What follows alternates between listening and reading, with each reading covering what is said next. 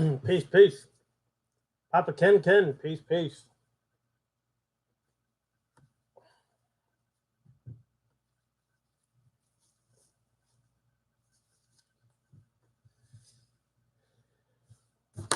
What's good, everybody? I see people popping in. As soon as more people get in, we'll start up. Peace, Dan. What's going good? What's going? What's up?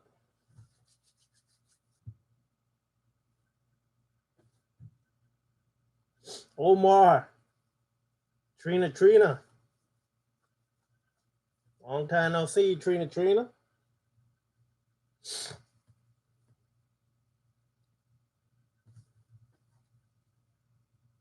All right. We're waiting for a few more stragglers to come in. All right, Dan, that's good to hear. Good to be maintaining. A few more stragglers and we'll begin. That's right. You said you were going there. Did you contact Black Hawk or Chief? Cool. I most likely will be down there too. I found out I'll really know by Wednesday, so if you go down, I might see you there. If I do decide to go down, I'm able to squeeze time to go down. Then you could tell me about your power with Chief Black Eagle. All right. So let's share a couple more people.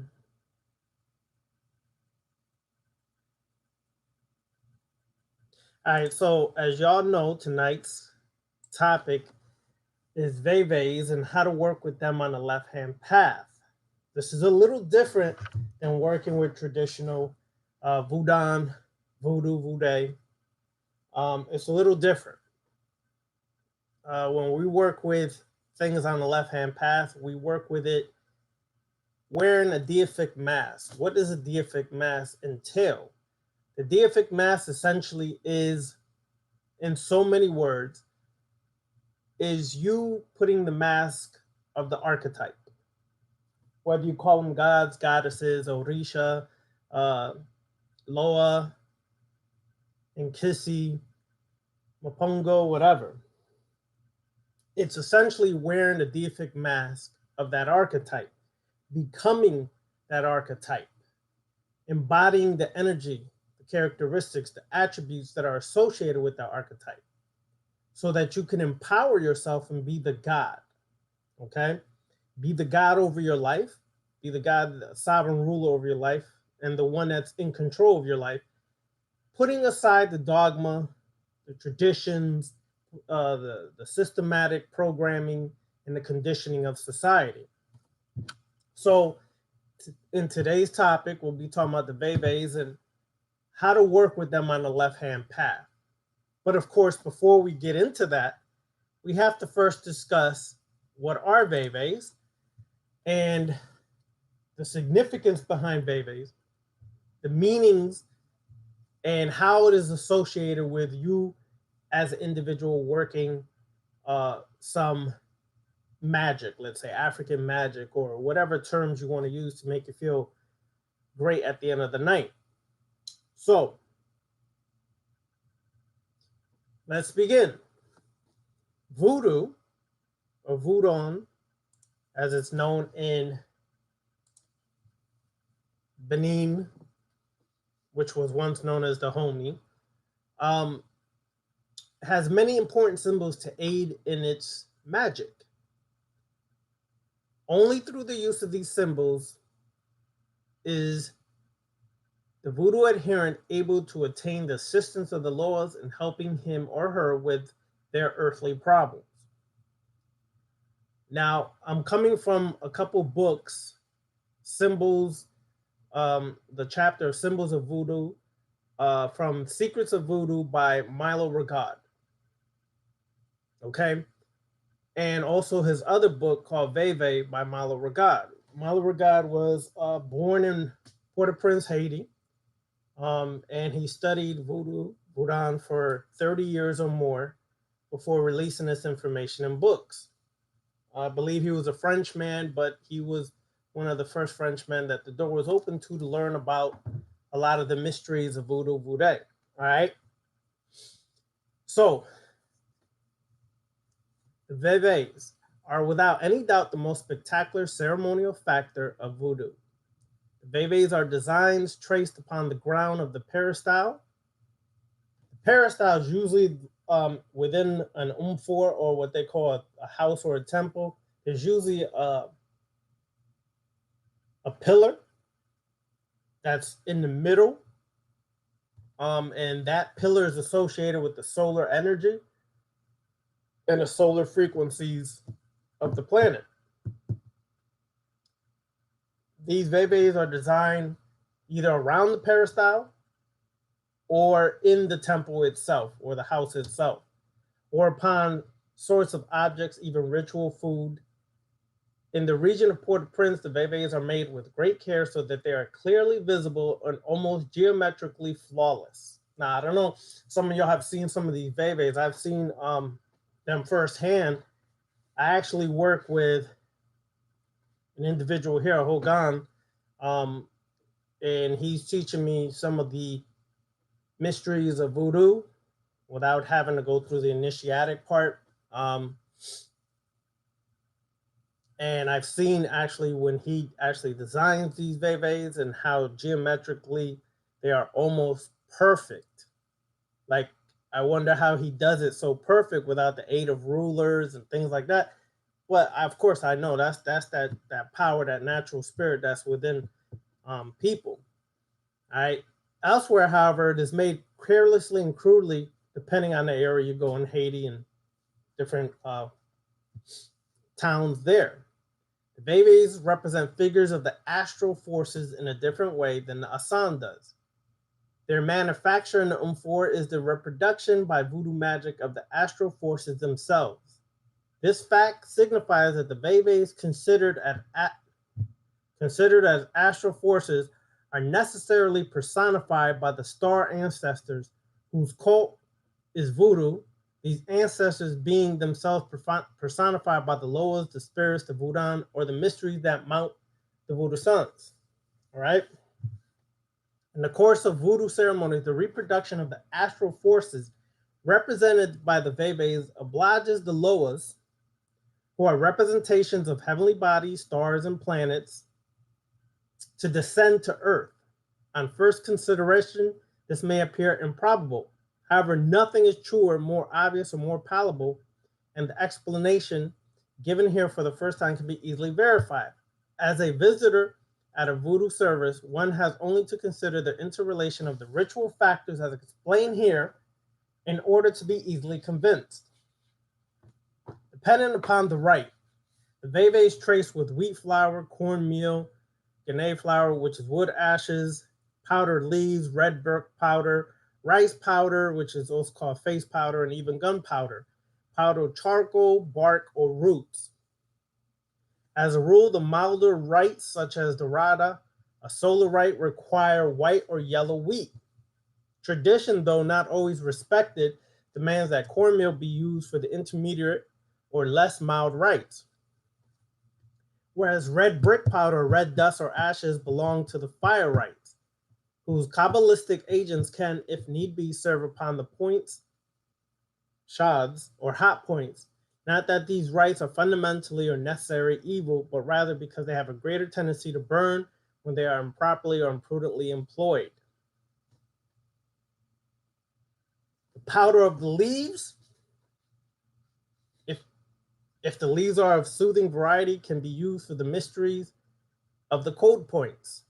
If the powder is made of noxious leaves or merely of stinging variety, it can walk with the so-called pungent wood Loas, the Loas of the fiery rites, the Pethro, and the Zandor. Gunpowder serves to precipitate magically the mysteries. Face powder, scarcely used in Haiti, if at all, for Veves is traditionally employed for the brilliant mysteries that walk on the resplendent points of the sun. Erizuli Zagaza, the mystery, and Legba Brillant Soleil, for face powder symbolized the purification at a very high degree of the ceremonial and sacrificial material. These brilliant mysteries correspond necessarily to the most splendid stellar and planetary elements in the whole voodoo organization of Legba Atiban, not only because the magic system of Legba is a solar system, but also because the formula which designates the various types of powder is a part of Legba's own name, which is Atian, then means magic wood or magic master, and of astral space. Therefore, in considering this Veve, which is a synthesis of space of the astral and of their powers through Legba, we see a synthesis of the Veve principle. In the ritual geometry of voodoo or voodoo, most of the Veves include the serpent as a symbol of the transmigration of souls. Since God, remember we're using excerpts from his book, so we're going to use what they say here. Since God, or the serpent Da, in accordance with the Platonic tradition, is primarily a geometrician. In principle, the voodoo Veves are three astral planes that are the three numes of African Kabbalah, being the three stages of the alchemic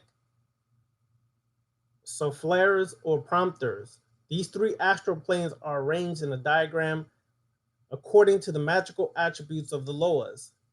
This is the meaning given these planes by the tradition of the great solar invisibles of voodoo. 1. The invisible source of the stars or the divine cosmos of omniscience, represented by the Father or Parom, which is the idea of the pre-existing light of the sun. 2. The visible stars whose light coming from the Parom is filtered by the moon or planetary cosmos of science, represented by the sun or Paraclete, which is the light of the sun.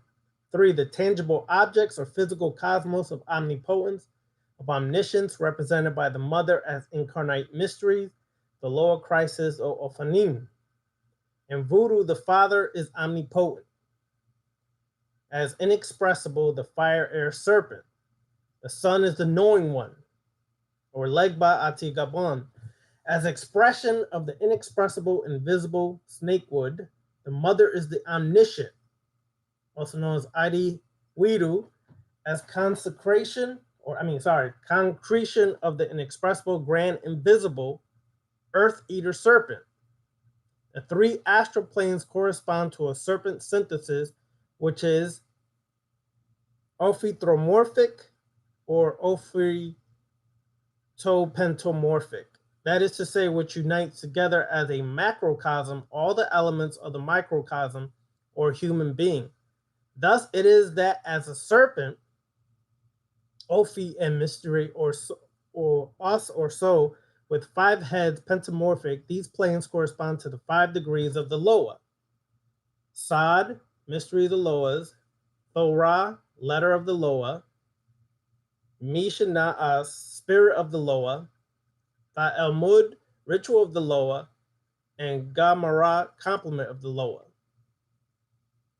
These are the universal similarities of what voodoo calls Veves, which are like the Veves, a ritual diagram designed ceremonially by the Tibetans on the ground with colored powders, the mandala of the Hindus, the Persian, Arabian, Berber, Thapi, or the tapis, upon which the faithful squats or kneels in order to arise towards the invisibles, the magic buckler of the Aztecs and the Toltecs, the Oraibi, the Puwanu of the pre-Columbian Indian rituals, the Chinese lit or lit, and the sand paintings of the Native Americans.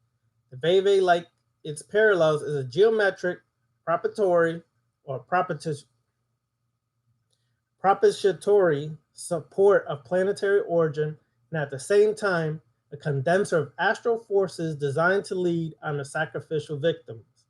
Every time the celebrant prepares to trace a Veve, he should say, after orienting the material to be used and making the diagram, by the power of the Loa, Ete Maji, Nigre Danhomi, all the Veves, Nigre Bahulu, and Thikaka. I can't speak Creole, so forgive me. If somebody can speak Creole, you can correct my pronunciation. All right? And then we're going to go to this part right here, the Veve as geometric laws of the universe. Basically, in the essence, it's like sacred geometry, but it's geometry that is so ancient that it predates a lot of modern day new age philosophy of sacred geometry. This geometry is basically utilizing the angles, the symbols, and the forces to attract what they call here astral forces, spirits, energy, frequency, vibration, to be able to come and mount the voodoo sant, the practitioner, or the individual at the actual ritual.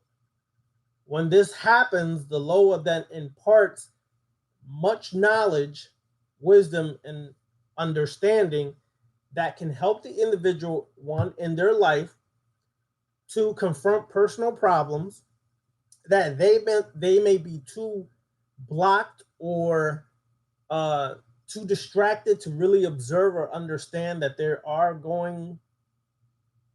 problems going on in their life and they're not really paying attention, that can lead to worse problems. And then 3, it's a surge of energy that has not. It's really hard to put into words when you're mounted. All right. So when you are, let's say, on the left hand path, your mission is to be the God. Your mission is to become God-like, to be empowered to rule your life.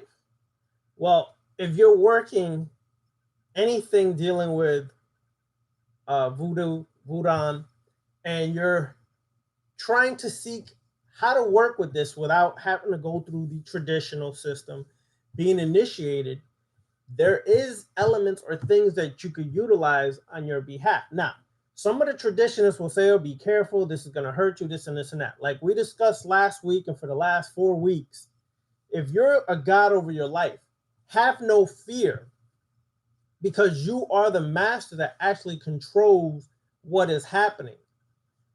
People may say, yeah, but it depends on the Loa you're working with, things like nature. That could be true because some of the energy is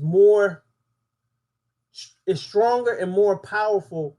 And if you're not ready for it, it can have a detrimental or a negative effect on you. Okay. So you have to always realize to do your research, figure out what you're working with and what you're trying to work with. Like I explained before, most of the stuff I work with when I do voodoo or voodoo, I work a lot with the Gede. I work with the spirits of the dead, and I work with my own Samdi, Aman Brigitte, and I've also made contact with Baun Lacroix or Lacroix and Baun Cemetery. That's what I've made contact and work with, and I continue to work on that path because one of my paths that I have been working for years and favoring is dealing a lot with working with the spirits of the dead. So I'm calling it necromancy. Whatever the hell you want to call it, it's all good at the end of the day. Basically, you're working with the spirits that have deceased. Okay? And I work a lot in that respect. But I do work with other aspects of voodoo as well. This Friday down in Miami, we'll be having a Papa Legba ritual. Okay? Papa Legba, master of the crossroads, a very powerful energy and frequency. Also could be a trickster, okay? But sometimes you need to be tricked to pay attention to the bullshit in your own life that you're not focusing on, or we're too arrogant or too egotistical to realize. So I do work with that aspect as well. Since you really can't contact other Loas until you go through or work with Papa Legba, it is very important that you first understand Papa Legba. And if you're going to use the Veve of Papa Legba, that you have done some work, you've done some offerings and things of that nature to open the gateway to work with other Loas. Okay? Baun Sunday is also the crossroad. He's a crossroad deity, but the crossroads are the gateway of death. So keep that in mind. If you're going to work this, Be careful not to fall into the trap of the dogma or the religious aspects, because now you're going back into becoming religiousized again and then spooking things out as if things are more real than you are, when you're the creator who created most of what we would consider gods or goddesses. We just forgot these things. It's thousands of years ago that the collective unconscious created a lot of these things. This is why you see similarities across the planet. Okay? Just one example, one similarity is if you look at Thor and you look at Shango, a lot of similarities, even the color coding, the symbolism is very similar between the two. Of course, we know Shango, and that story goes back way before the story of Thor, but is a lot of similarities because the collective unconscious creates these archetypes as metaphors or symbols to become that which you should be. Meaning, you wear the deific mask of, let's say, Baum Samedi, so you actually embody the energy, frequency, and consciousness of Baum Samedi, thus imparting even more knowledge to you and wisdom to you on certain works that you need to accomplish in your personal life to move forward, to keep empowering yourself and growing and transforming. So let's continue. The Veve as geometric laws of the universe. Some people, while attending voodoo ceremonies, believe that the voodoo Loa are human creations of psycho-hysterical order, or simply mystical aimed at superstition or practical magic. However, according to this author, Milo Regard, this belief is completely false because, whether it concerns voodoo or Christianism, the earthly powers exist and manifest themselves only because they depend on celestial powers. For example, a Catholic saint or a beautiful voodoo Loa act only in direct rapport with the celestial body whose image they are, or of whom the Veve or the Uskatikian constitute the geometrical pattern.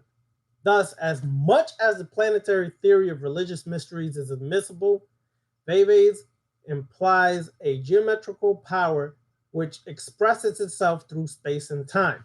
It's important to understand because just like sacred geometry, I'm sure many of y'all have studied sacred geometry, certain symbols are utilized to bend space and time. Now, we have this bad habit of thinking that time is linear, okay? And we run in our minds and in society, we run time from past, present to future. But in reality, time is not a linear thing, okay? Time in actuality is more like a circular thing, which when you realize this, you can bend time and space to meet at a certain point. That's what the geometric shapes are doing, is bending space and time so that you're basically bringing space, time, and matter into a geometric point that would, if you stay stuck under the linear mentality, would be almost impossible without the geometric conducting of astral energy. So when you work with Veves, you're basically bending space, time, and matter to bring forth these astral forces, spirits, whatever you want to call them, to come and mount you, or to basically incarnate the energy. Okay? And with that comes the knowledge, the wisdom, hopefully some understanding, and empowerment. So you have to really understand that when you work with Veves, it's not like you just draw on a symbol and say, yo, I'm dope. Look how nice this is. I'm an artiste. No, you're actually working with taking the physical and the spiritual and bringing them into one point. The known and the unknown, or the seen and the unseen. If you're not ready for shit like that, then you shouldn't mess with it. I don't care how great of an artiste you are, you shouldn't mess with it, because what you literally, like I said, you literally are bending space, time, and matter to a certain point for the known and unknown, or seen and unseen, to come together. Okay? Consequently, through space and time, the voodoo Loa exert their powers on earthly inhabitants from enormous distances, often personified by possessing, they say possessing, I hate that word, but I would say mounting of initiates. For example, if one of these Loas identified with one of the stars of the Andromeda galaxy, his or her powers come from a distance that must be counted by quintillions of miles from the Earth. Example, by a number whose first figure is followed by 18 zeros. It shows how far the religious tradition travels from the tradition which gave voodoo Loa comes from a distance farther than Andromeda, which is not the most distant galaxy from us. In clearer terms, a Loa dependent on Andromeda galaxy is an earthly reflection of a planetary force whose luminous waves take 10 million light years to be personalized in a voodoo temple or house. I hope y'all seen the significance of science behind this. It's not just some magical tradition. It's magic, but it's science magic. It has a deep science behind it, and you're bending space, matter, and time to bring forces from this another part of the galaxy to you in so many words. Okay. Thus, the geometrical aspect of the Veve indicates that as centers of attraction and centers of power of the voodoo mysteries, they represent the geometrical laws of the universe. In the constitutional system of the world, these Loa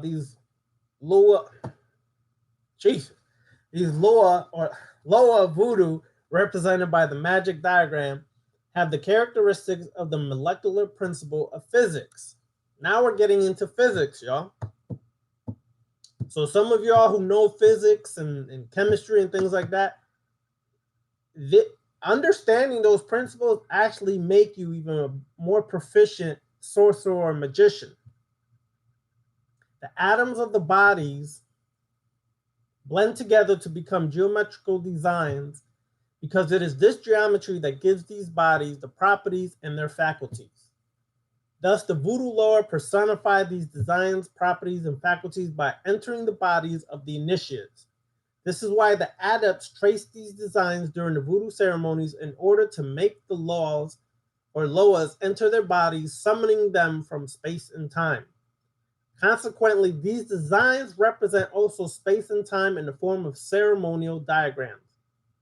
Therefore, each one of the voodoo diagrams as an alliance of temporal and spatial qualities called supernatural is a geometrical disposition of psychic, physical, and chemical properties that the voodoo priest may capture on behalf of a person or community.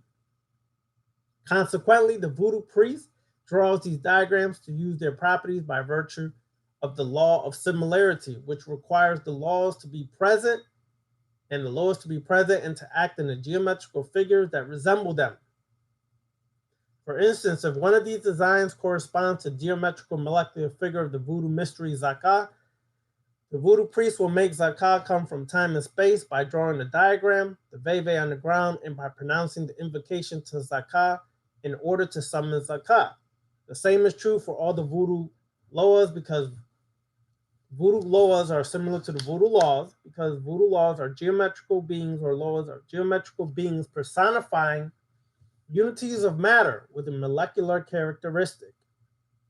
Example, field of power potentially arranged in spatial and temporal lines in order to form the necessary magic patterns. It is by their forms that these mysteries give energy to matter. Coming reciprocally from each other, these magic fields of power are born from the unique field of force which unifies and controls them all.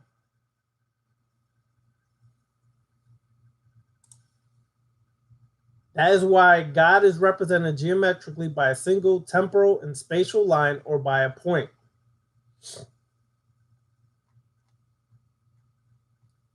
We will show further a few of these magic patterns which voodoo followers call. They show that the human matter is subordinated to geometry of the space and time. Now, for example, if you go to Veve Alegba. Shit, I thought I had the book here with the actual Veve. The Veve Alegba has 4 parts, okay? There's 4 parts, which is the 4 different angles at the top. Each part has a significant meaning. The sword represents the breaking point of fear between the 2 entities. Okay? Jesus. Why didn't I grab this shit? If anybody has access to the Veve or Papa Legba, pull it out. All right? So you can understand a little more that there's different parts to all of this. All right?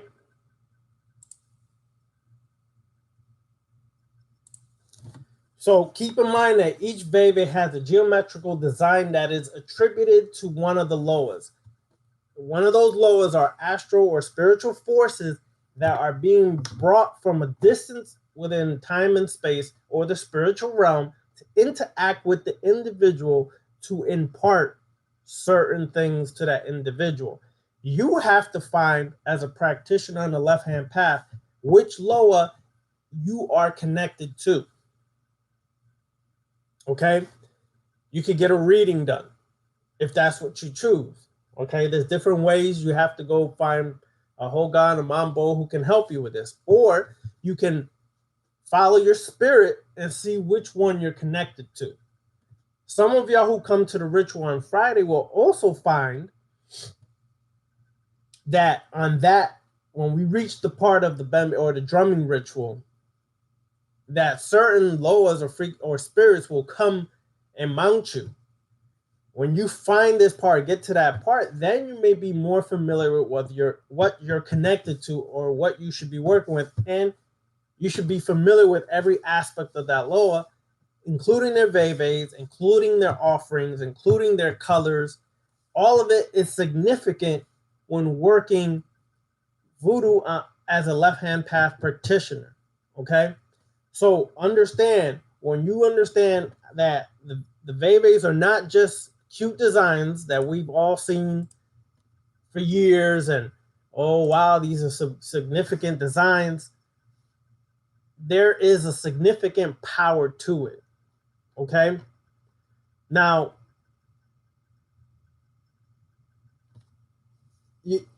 for example, each Veve, however, you have to use there's a certain ritual for each Veve that is aligned with a certain libation or what they call a ritual that you do with a certain offering or sacrifice that takes place to activate the Veve as well. It's not just like you just draw the Veve and you just say, okay, it's cute, and then now what happens next? You have to know what offerings, you have to know what different things to utilize in order to activate it and how to really make it work on your behalf. All right?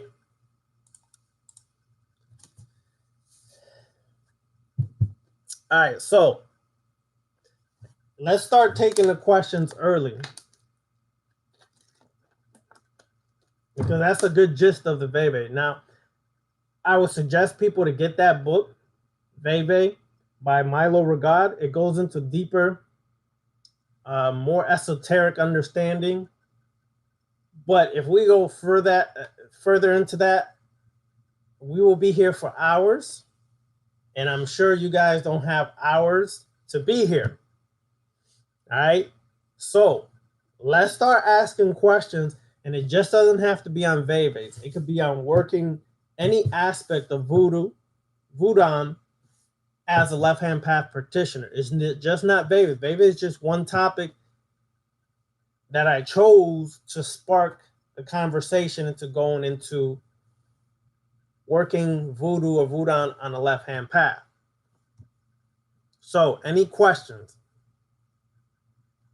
Let me see what other people have said. Okay. All right, Omar is right on point. Geometry is the language of the universe. Everything in the universe began with sound, and sound created vibrations and frequencies, which create geometric shapes. As these frequencies keep rubbing against each other, creating friction, it creates antimatter to matter. So that's important to understand. Well, if you look at crop circles, that's exactly what a lot of them are. Is something similar to a Veve. Okay, there's something similar to a Veve, and they're basically geometric shapes to conduct certain frequencies of vibrations to connect, or communicate with what people would call aliens or things of that nature. It's the same premise, same concept, which makes people think, well, damn, if our ancestors had these Veves thousands of years ago, who were they communicating with? That's a whole nother topic, though. I'm not going to go into that. All right. Any questions? Sigils are basically the same thing as Veves, okay? The difference is sigils are utilized in different traditions of magic.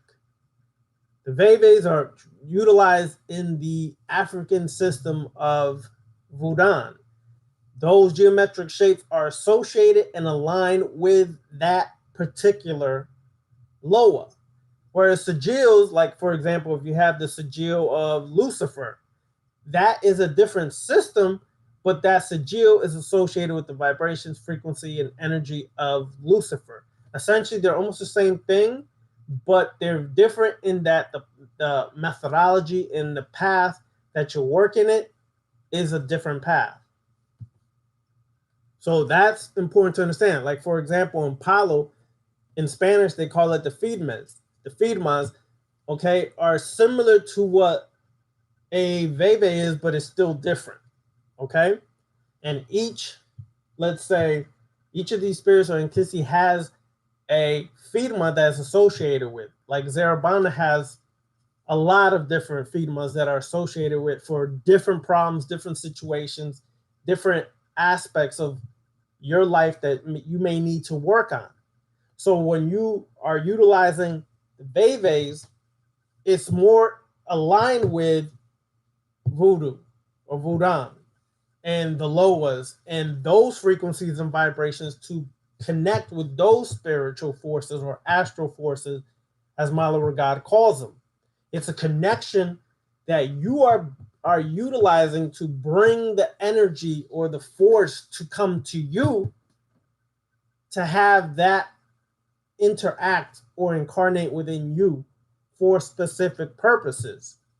So essentially, yes, they're similar, but yes, they're different in the same time because they're working in different methods in different systems.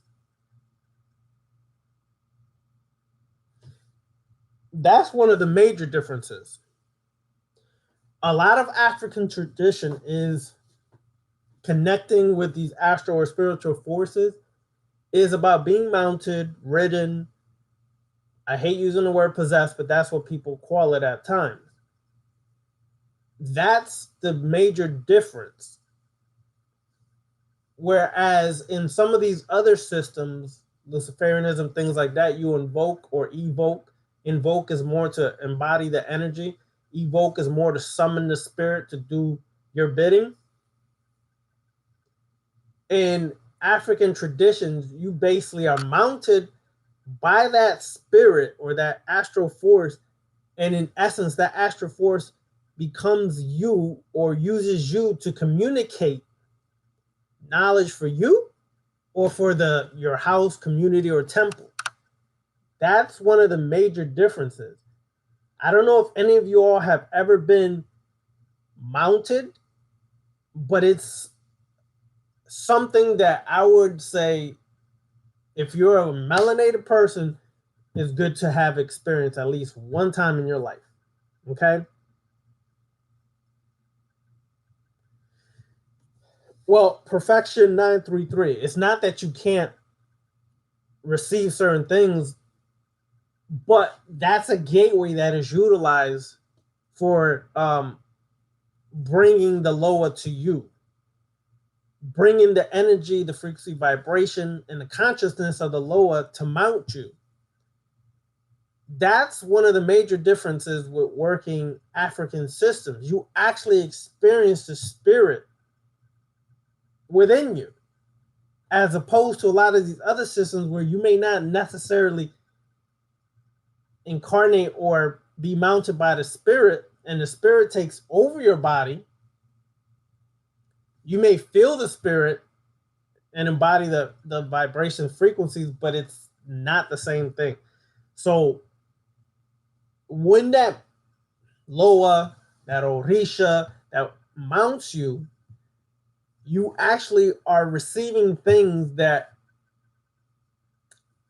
only certain people sometimes receive because they're initiates and further along on a path. That doesn't mean they're going to impart this to you, but you're going to receive certain things that you don't just if you are operating, let's say, Western magic, European magic. It's a different concept. It's a different thing.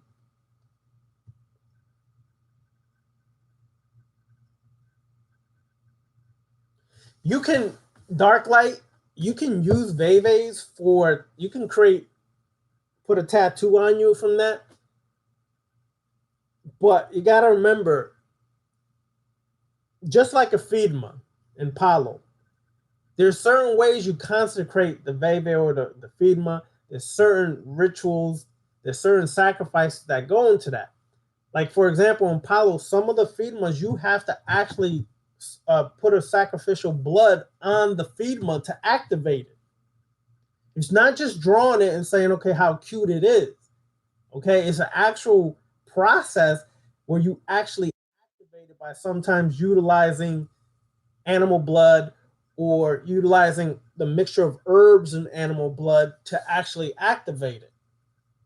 It's not so. Yes, you can get it in the geometric force and the power of your mind. You can bring some essence of that lower energy or frequency to you, but it's not exactly the same thing. I would never tell a person not to do anything. If you want to get a tattoo from that, yes, just keep in mind that it's not the same thing when you actually activate it or consecrate it to be an active energy to actually bring the lower to you. It's more of, I have the symbol on me, and through my mind power, I can kind of use it as a conductor or a matrix of energy, but it's not exactly going to work the same way. You can't. Trina, you cannot prepare yourself for a mounting. You just can't. I'm going to tell you why. You can go to let's say a Misa, you could go to a Bembe, you could go to any one of these drumming ceremonies, and you could go in there and say, I'm going to be mounted today. I'm going to be mounted today. And you will not be mounted. I've seen it happen. Okay, you just want to be mounted so bad that it doesn't happen. And then you could go there one day, like what happened to me one of the times I was mounted. I just went there as an individual who wanted to see what a Misa was all about. And then another time a Bembe, okay, just a drumming ritual. I wanted to see what it was all about. The Misa particularly is contacting spirits, okay? Ancestral spirits most of the time too. But it's mostly spirits you contact at the Misa. I didn't go there saying I'm going to be mounted. I just went to observe, to see how it goes down, what happens.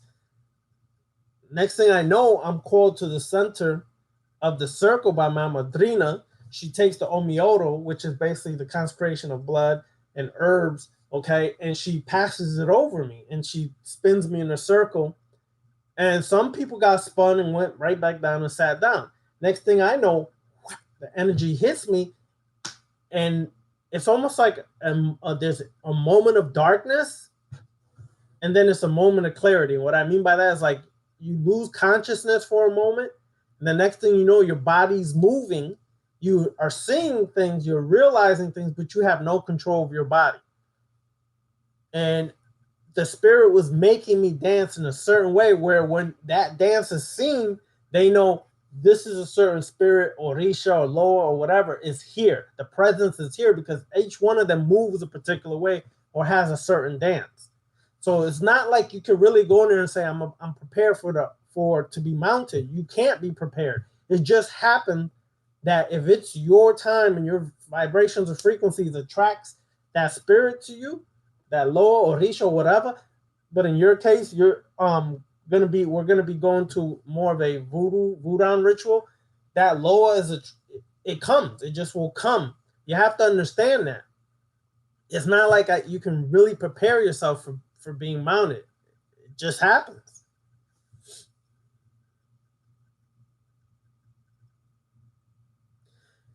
Okay, AP. When you work, I put it like this: when you work with African mysteries, it's not good to mix it with, let's say, European mysteries. It's two different frequencies of vibrations, and it can cause more conflicting energy than similar energy. You gotta be careful.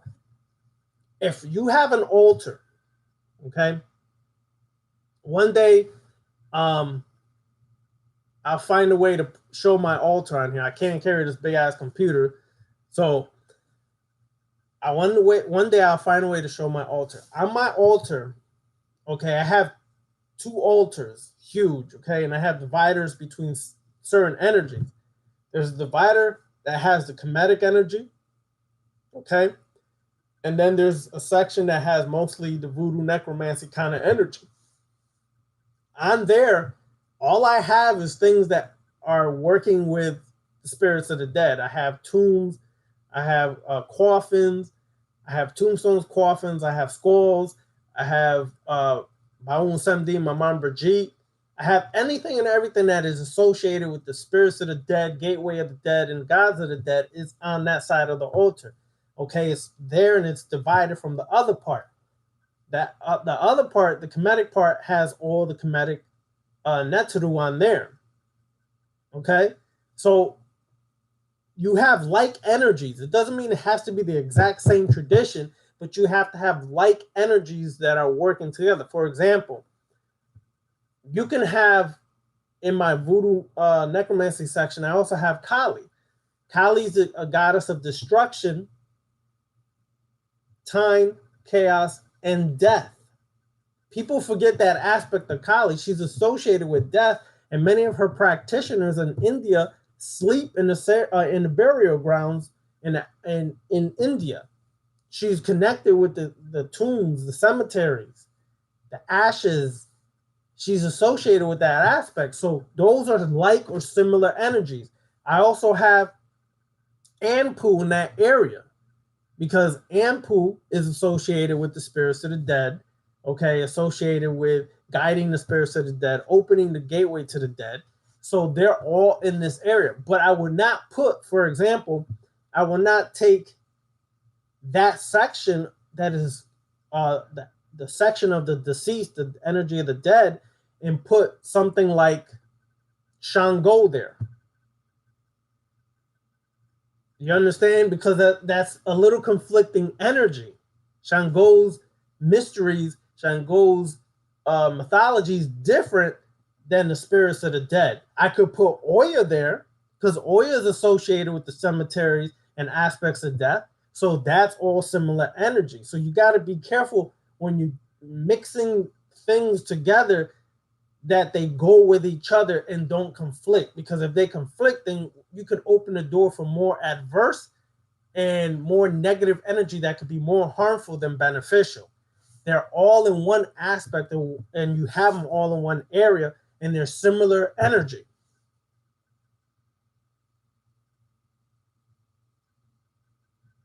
That's right.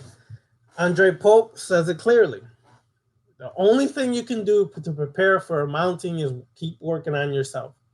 When your time comes to be mounted, you'll be mounted. I know people that have gone to freaking Bembe for 10 years in a row and never got mounted. It just doesn't happen.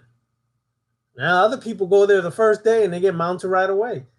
It's depending on the individual as well. There's no one particular way to prepare for this.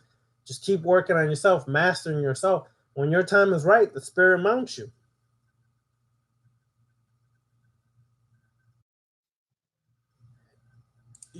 I'll put it like Perfection 933. That when the spirit mounted me, I had no control over my body. I was conscious and aware. I could see things, but when I saw things, it wasn't really like seeing it the way you do with these two physical eyes. I saw a lot of lights, auras of people, things like that, and everything was kind of like a blur. But you could see things, but I had no control over my body until the Madrina uh, did a certain said a certain word and changed the rhythm of the drumming. The spirit did not leave until that moment. Okay, when she did that, then it stopped, and I just came up right away, and I found myself. I've seen people be mounted and crawl on all floors. I mean, floors. Crawl on all floors. Geez, I said it again. I've seen people be mounted and crawl on all fours. There you go. All across the room, barking and shit. Okay? I've seen people be mounted and get thrown from one side of the room up against the wall, and they're stuck up against the wall and can't move. So you see all kinds of stuff, and you see how each person interacts with the energy, the mounting differently.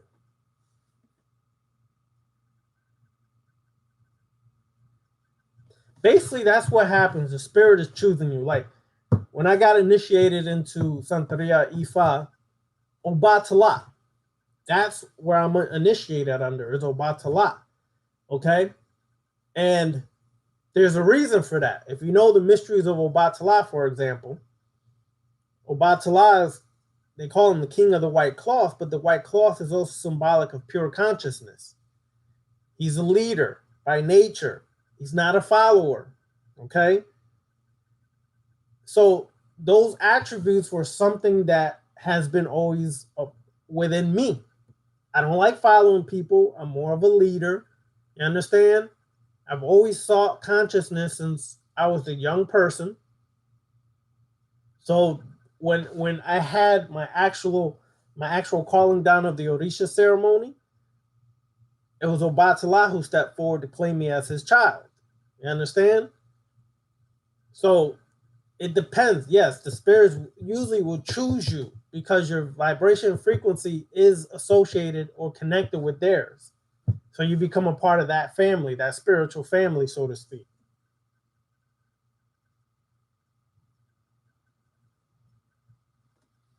Your spirit, listen, I'll tell you this, Perfection 930. Your spirit don't go nowhere. It just merges with the vibration frequency of the spirit that comes in you. Because you're already vibrating on the same frequency vibration. It's just a higher vibrational frequency. It's a stronger astral force. So it just connects with what your spirit is automatically vibrating with. It's not like it's some foreign entity that has nothing to do with you. That's not the case. That spirit usually mounts you because you are vibrating at the same frequency or similar frequency of that consciousness or that energy. So that's why it comes and works like that. Here you go, Papa Kenkan. Omo Ashanla. I always pronounce it. All these years, I've always said it wrong. But the warrior aspect of Obatala, which is Obatala Iganye, I always pronounce it wrong. I can spell it better than pronounce it. But that was my aspect, my path in Ifa. Okay? And still to this day, I still sometimes do some work with Obatala, but it's not the same on the left-hand path. I don't do the same thing. It's more of embodying the deific mass of Obatala, being that leader, that supreme leader in that consciousness, and invoking that kind of mentality forward. So, but yeah, it's still connected to me to this day. It ain't gonna go nowhere. All right, so let's see what we have. Omar M says, it's like serpents and astral beings from specific location in the universe are being worked with. Yes, you have to remember this is a vast universe, and when spirits translate when individuals translate from the physical into the spiritual realm is not bound by earth. The spiritual realm is vast and encompasses much of this universe. So when you're contacting spirits or astral forces, they can be from different locations within this planet. Here's a perfect example. In Kemet, the Great Pyramid was aligned with what two-star constellation? Let's see if y'all know. Quick question. What two-star constellation were the chambers, okay, in Kemet associated with? There's two different chambers that have two different, two different gateways or avenues out of the pyramid. What two-star constellations are they aligned with? And then once you figure that out, ask yourself, why are they aligning with those two-star constellations? Okay? That's right. There you go, Ado Ashang. Orion and Sirius. That's the two different constellations they associated with. There's a reason for that. And many of them believe that when the spirits translated, that some of them went to those locations. Okay? The spirit was sent on a journey to those locations. So when they connected with Neteru, they felt that some of the Neteru were connected or in those locations as astral forces or spirit forces. So when they would actually use the Hekau to bring the spirit into the statue, because they believe through Hanu or movement, they can bring the spirit of, let's say, Asar into his own statue to come forth and speak and share knowledge. That's where they channeled the energy from, was Orion. It's almost the same methodology that you find in voodoo and Palo and things of that nature. It's connected with the earth, but it's also connected with astral energy or spiritual energy from outside of the earthly atmosphere. It's twofold. It's not just an earthbound magic religion in a lot of cases. It's astral and earth kind of a relation in magic, in voodoo, and in certain different aspects of these African traditions. All right. So you gotta really pay attention to those things, because it's not the first time, Trina, that people have asked that question. How do you prepare to be mounted? You don't. You just do your work, continue mastering self, and a time presents itself, you'll be mounted. And when it does, it'll be an experience that you never forget, and it'll take you to another level.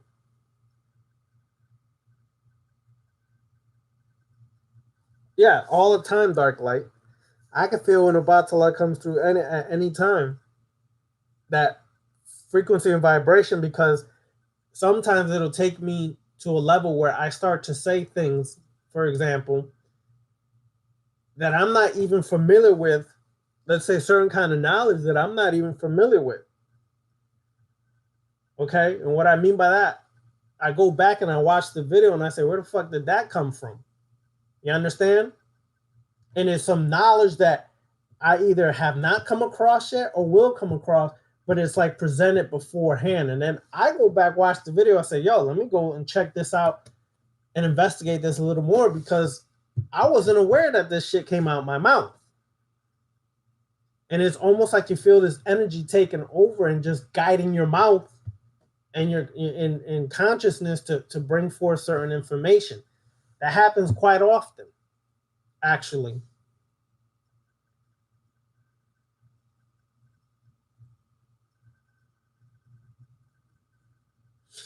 All right.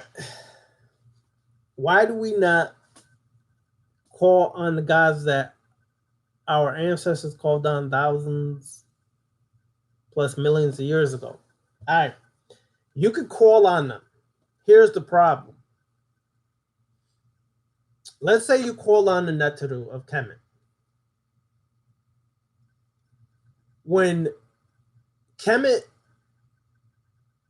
reached its lowest point, people forgot about the Neteru. And in mass numbers, people stopped calling or connecting to the Neteru in large masses. So it's almost like it became something forgotten. Those energies are not fed. If those energies are not fed, they don't retain their power as they once were before. But the trick is this. If people really pay attention, the Neteru didn't disappear on this planet.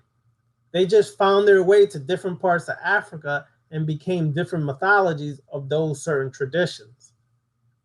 You gotta, like, when you do the research, you can actually see that.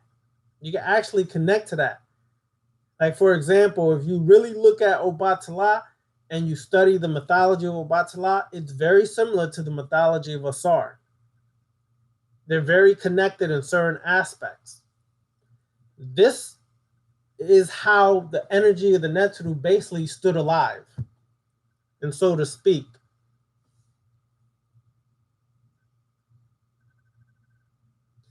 That's correct.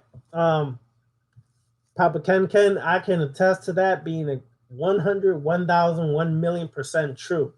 And what I mean by that is this. Okay? Perfection 933, I'm gonna answer that. So hold that thought. But anyways, that's 100% correct, Papa Ken. There's times where you could be doing a ritual, like you could be doing your own ritual, and some crazy words and shit come out you, and you're like, what the hell? Where did that come from? It came from that astral force you contacted, connected with, and is now you're embodying that energy or frequency. So you will have moments where you're like and totally shocked at the stuff that's coming out of you, the things that you're learning or saying, the things that you're writing down. It's not just words that come out sometimes. Sometimes you're guided to write stuff down. Okay, and these things come out of you and you're just like, where'd it come from? And that's basically because what you're doing is embodying that astral force, that spirit force, and you've embodied it to the point that it's now becoming a part of you, and it's now sharing and guiding you with knowledge, wisdom, and understanding that either is latent inside of us, forgotten, and needs to be retaught or reactivated. So those things do happen quite often. Okay, I'm not saying they happen every day. They do happen quite often if you're doing the work. Necessary disclaimer there is you have to be doing the work. If you're doing the work, these things happen. I know Papa Ken does the work. Okay, so if you do the work on a consistent basis, these things can happen. All right, so what about before the Neteru? All right, before the Neteru, let's get busy, Perfection 933. Before the Neteru, there was no God you prayed to. And I must break it down like this. You were the God that was prayed to in the past. We forgot that. We became the worshipers instead of the ones who were worshipped. What do I mean? We were those who created these gods.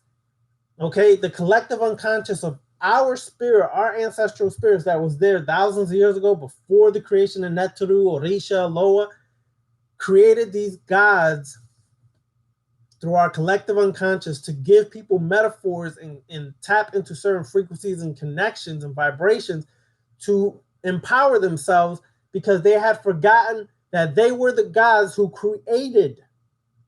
They forgot the power of who they are. And thus, these metaphors were passed along all these traditions for the very individuals who eventually would figure it out, would say, I'm the God that I've always been searching for.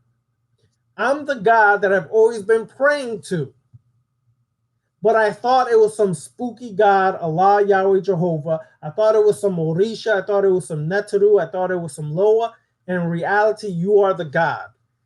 In certain rituals in Kemet, in the temple, when you reach the Holy of Holies or Sanctum Sanctorum, and the priest guided you into that part, you sat there, there was some torches, there was some incense burning, and there was a long veil or a long, let's say, curtain, and you were put on a throne and you were sat there to face this cloth, this curtain, and you were asked, are you ready to see what you've been searching your whole life to see? Normally, most people would say, yes, I am, or hell yes, let's do this. And when the curtain was rolled back, what was there was a golden mirror. And you saw the reflection of yourself. And the high priest of the temple, once that was done, said, now you see what you've always been searching for.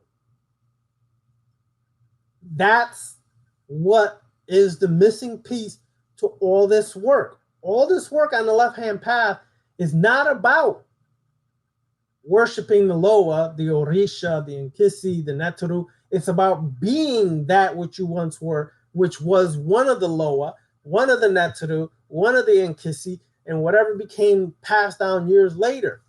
That's the work. The work is to remember that you created these gods for a time when your future spirit would remember what you had forgotten, would remember that you are Obatala, not worshiping Obatala, that you are Set or Setech and not worshiping Set or Setech.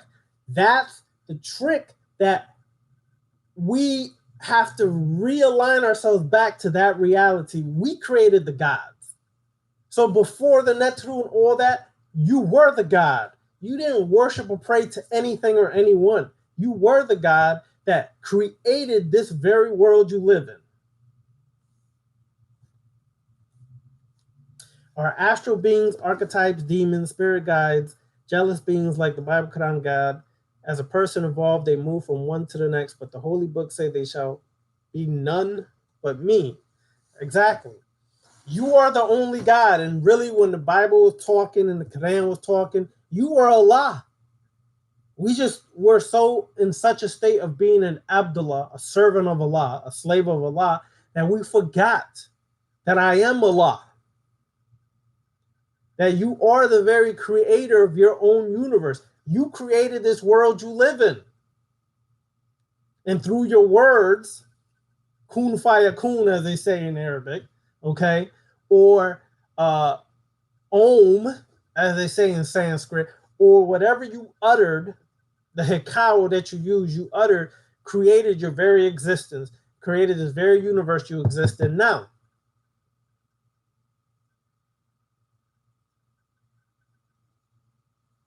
That's right. We are the divine sparks, and Trina Hart is right on point, girl. You are that very divine spark that fell from Kether, or the higher realms, or higher states of consciousness, and into the abyss, and created this dimension that we presently live in. Peace, Stray Panther 79. Peace, peace. You are that very divine being. You are that very spark of creation.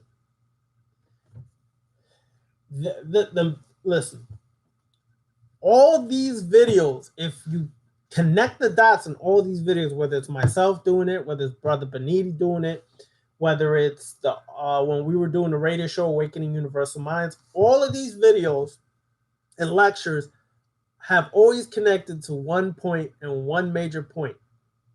That is, you are the God that created your life.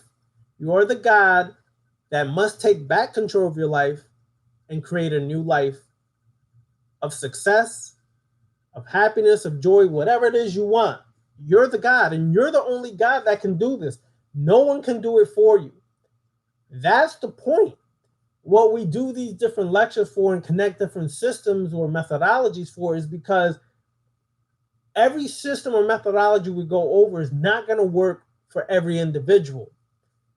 It's not going to connect the dots for every individual. So the more variety you pass along to individuals, they may find one of those systems works best for them.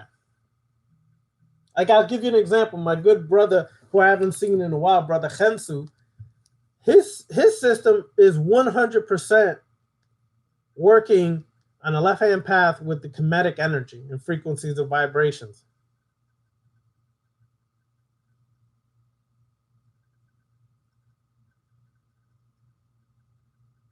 Okay?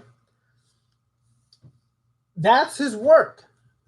He works very strong with the Kemetic energy, frequency, vibration, but he works it from the path of embodying the spirit, the frequency, the characteristics, the attributes of Hansu or Khensu, okay? Of Set or Setech. Embodying that, you become that. This is why in the left-hand path, you wear the deific mask, meaning you're literally putting on the mask of, let's say, Ampu and becoming that. And when you put on the mask and you look back at yourself in the mirror, your consciousness automatically shifts and starts to alter itself it makes contact with that consciousness, that astral force of consciousness, and you'll see the shift take place and feel it. So you have to understand that's what the true work is all about. These are just systems to work to bring back that amnesia that we have of the things we've forgotten. It is not to worship and grovel and become another slave to these mythologies or these traditions or these systems. It is to be that God. And that is always and has always been the work.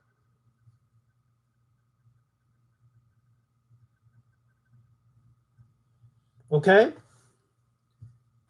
So to answer Brother Perfection 933, that's what the real work is. And that's why you don't contact those gods. You are those gods. So you're contacting yourself. The journey is within. The journey is into the darkness, the shadow, to bring forth that dark energy that can transform and merge or harmonize with that light or intellect to create a greater being, a greater you.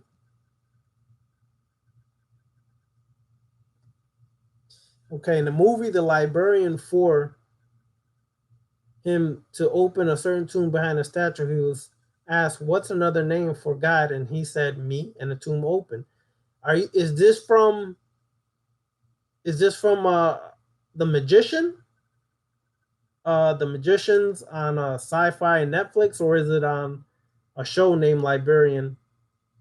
I think he's talking about The Magicians, if I'm not mistaken, which is on Sci-Fi. Okay, AP, I'm happy you asked that, because this is human tendency, and I'm not saying you're doing this, AP, but human tendency is to always find a way to bring something else into the equation. Let me say what I mean by that. And once again, remember, I'm not saying you're doing this, AP, but I'm just elaborating a little further. AP says, are we the ultimate creator or co-creators with an unexplained power that we are connected to? You are the ultimate creator. However, human nature is to try to find some connection to an external force or source, and almost like we're not or able or capable to do it ourselves. You understand? I addressed that and stated the obvious answer first. You are the creator, the sole creator. There is nothing creating your life but you. Religion and this new age conscious crap has gotten deep in our minds. Our subconscious mind created a programming where we still feel like I can't be the sole creator. There has to be something greater than me. Why? Why does there have to be something greater than you? Tahuti said it best in the 7 Principles of Tahuti. All is mine, mine is all. It didn't say that you're not a part of that. Okay? That you're not the all and your mind is not all. It didn't separate the two. He said all is mine, mine is all. Okay? There's the one thing and the one mind. You're the one thing that has forgotten that you're also the one mind, so you keep separating the one mind from you, the one thing. And as he says, a good book for y'all to get is Emerald Tablets, Personal Alchemy for Transformation by Dennis Hawk. I think it's William Hawk or Dennis Hawk. And it clearly goes in there to show you that you basically, as human beings, we have a tendency to create one God, and then because we created one God, we then create another God, and then we create another God. And then we keep creating gods, forgetting that you're the one God. This is why in the temples, it says, know yourself and you will know the gods. Meaning, once you know yourself, you know that you're the gods. And I think it said that in the temple of Delphi. Know yourself and you will know the gods. Because you are the gods. That you are that one thing, that true self that created the gods. Okay, The Librarian. Is that on Netflix, Brother Poke? All right, I'm gonna look it up on Netflix. If not, I'm gonna go down to Terrarium TV and see if I can find it there. So the name of it is The Librarian. All right, I'm gonna try to find that.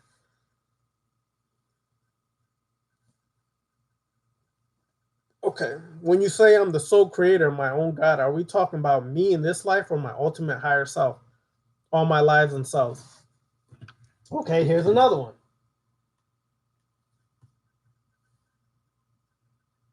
Okay,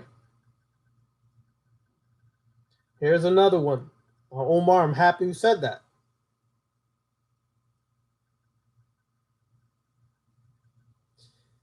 You you are in essence the sole creator, your own God. And when we talk about you being the sole creator and God, again, here's a separation, a subtle separation. I don't know if you caught that, Omar, but here's a subtle separation that you did. When you say I'm the sole creator and my own God, are we talking about me in this life or my ultimate higher self, all my lives and self? You are your higher self. Whether it's this life, past lives, other dimensions, you are the higher self. You see, that's a subtle separation that people do a lot. Oh, this is not the real me. The real me is the true self. The true self is the real you.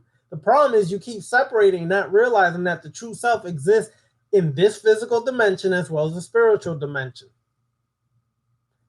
But we keep disconnecting it, which is why the true self becomes some distant thing and not realizing it's ultimately and has always been you. But we create a fake us, the fake facade, the fake facade, or the fake ego, or the false illusion that we create of ourselves to survive in this society. That's who we give life to and forget. That's just a facade or some thing you felt you had to create to exist and survive in this society. So when you created this facade, you forgot or disconnected that you've always been a true self and you separated the two. The work on the left hand path is to always bring forth the agathal demon or the true self or the genius self or the supernatural self, which is always and has always been there. For example, you chilling, you think about XYZ, this person, right? Next thing you know, the phone rings and it's that person. That's your true self. It's always been there. We like to give it nice little titles and attributes. Oh, it's my psychic powers. That's your true self. Lack of a better word, that's your true self. All this psychic shit and all this telepathic. Yes, those great definitions, but essentially that's your true self that was able to tap into, okay, this person's about to call me.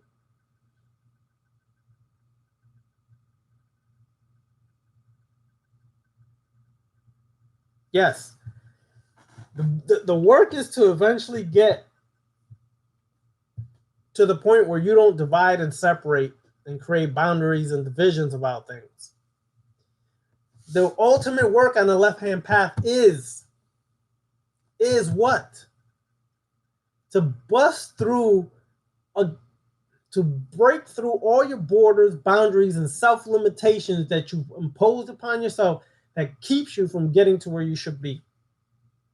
That's the ultimate work, along with everything else I said about the ultimate work, is breaking those borders, boundaries, and self-limiting mind that you've put upon yourself that keeps you in this little pigeonhole of not being able to break free or go to another level.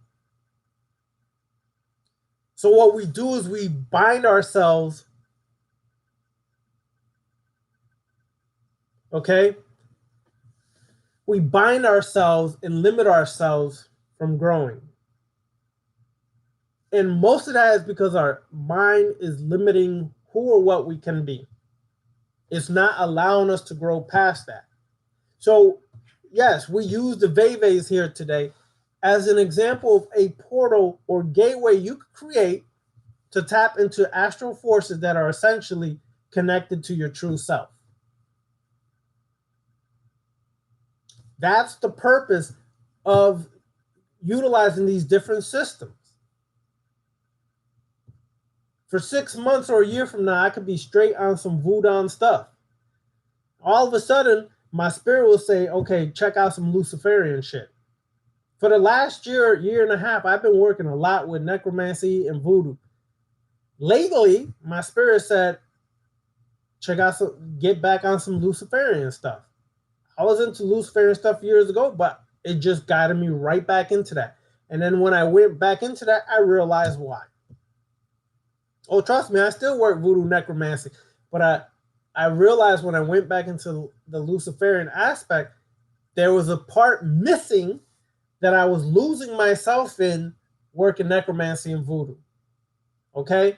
Being so busy trying to contact spirits, work with spirits, that you tend to forget that you have work to do on yourself.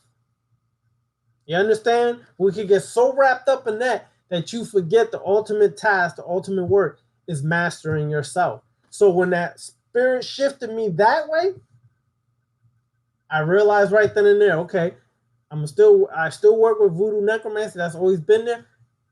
But it's time for me to get back more on my Luciferian shit as mastering self and being more of a god over self, so I don't get lost when I work with spirits. Do you understand? That's how this works.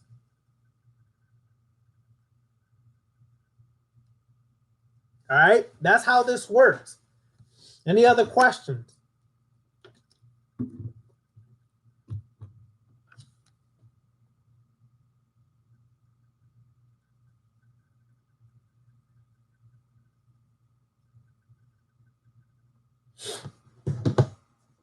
Any other questions, my peeps? Let's get it popping. Let's get these questions popping.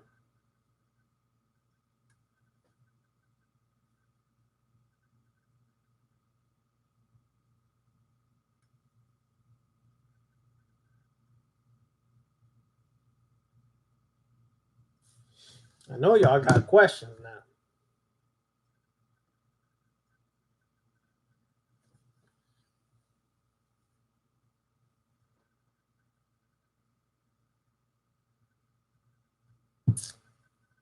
Yeah, basically.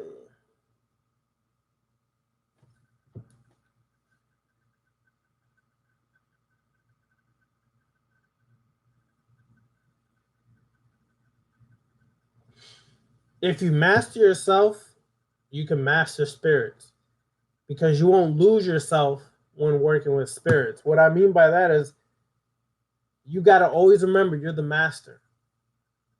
You command the spirits. You can control the spirits. Same time, these spirits have wisdom and knowledge that they impart on you, so you can't be so arrogant that you block yourself from receiving that. But you have to always remember you're the God that's in control of your life, so you can command these spirits. You master yourself, you can command and control anything. You can work with anything. You can utilize any path to get to where you need to be.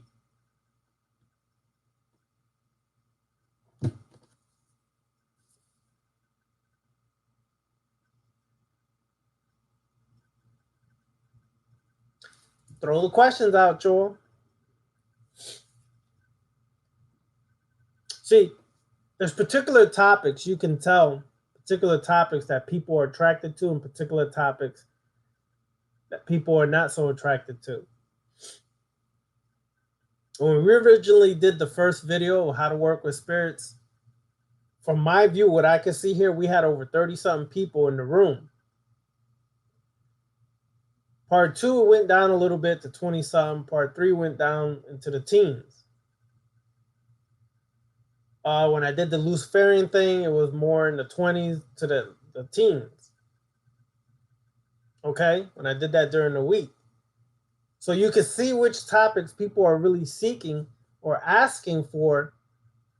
And when you sit back and watch, you could really see that a lot of the things people are looking for is still external things. And still how to do this with this and still utilize this external thing or external process. When you start getting into topics about working or mastering yourself or connecting with the true self or being that true powerful self, you're not gonna, people seem to fall away from that. I understand why, because a lot of us still have that mentality where we need something external to get where we're going.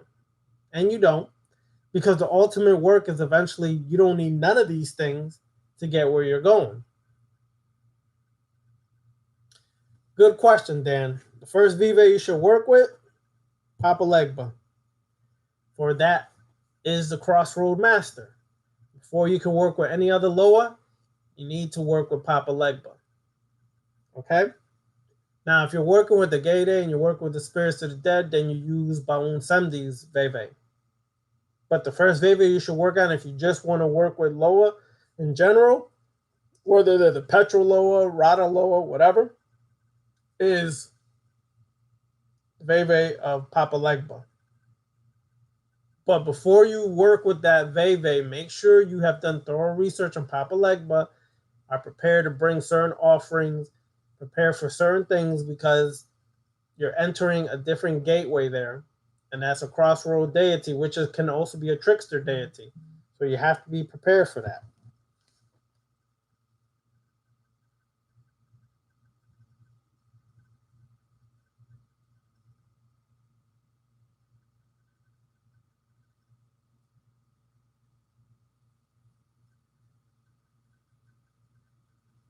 All right.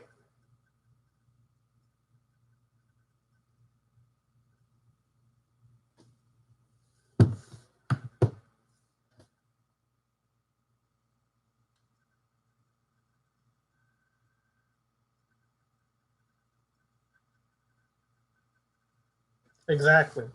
Andre Pope, that's like saying when God comes back or come back, like religious people say, not even taking heed to John chapter 10,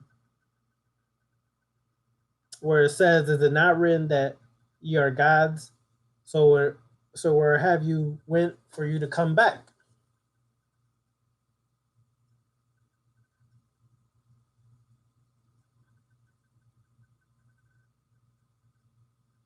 Yes, you can.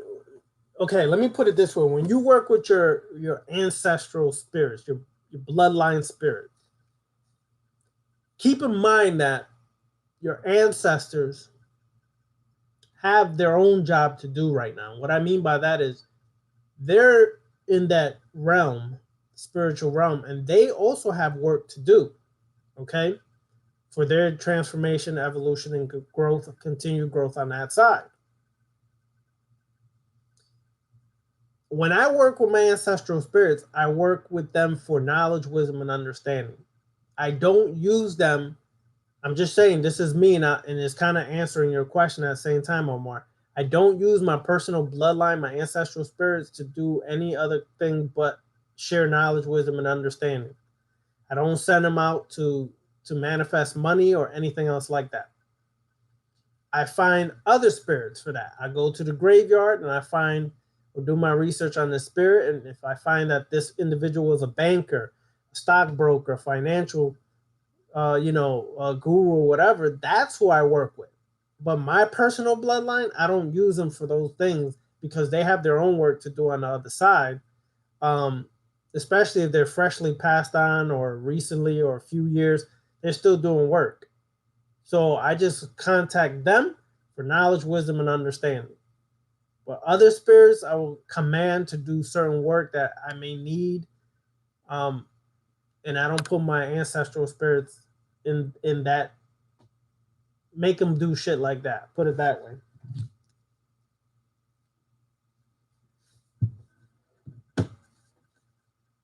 You can if that's your choice, Omar. I'm just saying that's just me particularly. I just don't do that. But you can ask them to do that for you. There's that's I know some people who do that. I just feel I find a particular spirit that was a master of that particular kind of avenue. Okay, there's two books that I use, y'all. If y'all want to know what books I came from, these are two very good books to get. Voodoo, okay, they're a lot better than some of the new shit that's out. I'm gonna just put it that way because Milo Regard, which is the author, I'm gonna type it in here because I could be butchering the name.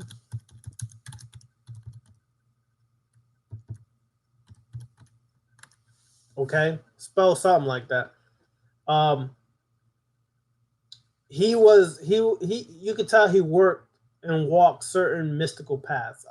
If I'm taking a guess, I could tell you he was probably a Freemason or Rosicrucian. Just from the things that he says in the book and the way he breaks it down, he's not a regular author like a lot of these people just coming from voodoo. This guy walked many different mystical paths. So when he breaks it down, he's breaking it down better than most people who actually practice voodoo and have practiced for years. Okay. Plus, he studied voodoo for over 30 years before he released a lot of these books. So, here's the name of the books: Secrets of Voodoo. Okay. And Veve. That's the two name of the books. You can find it online. You can find it in PDF file. But these books, I suggest you get them in hard copy. Okay, I suggest you get them in hard copy. All right, now Andre, you're going crazy with all these titles of shit I should check out. And because I'm talking, I have not had 1 second to write any of these shits down. So I'm about to pull out my pen here. All right, I see the scribbler there. Ah, shit, this is a damn fucking highlighter. That shit ain't gonna help me. God damn it. My damn pen here, man. Oh, there it is. All right, let's go. Right, I see the scribbler.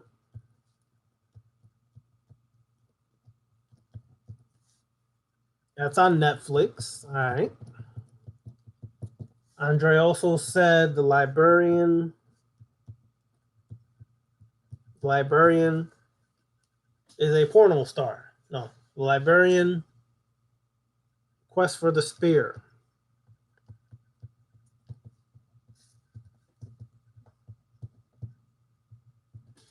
All right, so we got that.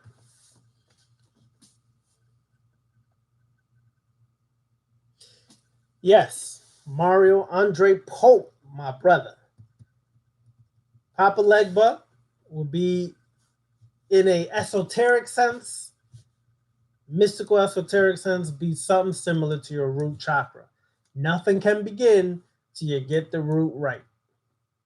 Now notice, our ancestors knew some shit now. Papa Legba, what are Papa Legba's colors, y'all? If you don't know, look it up real quick. What are Papa Legba's colors?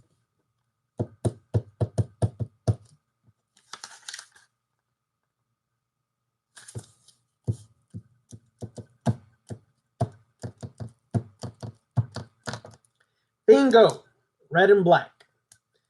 And if y'all do any research on chakras, the root chakra's color is not just red, y'all.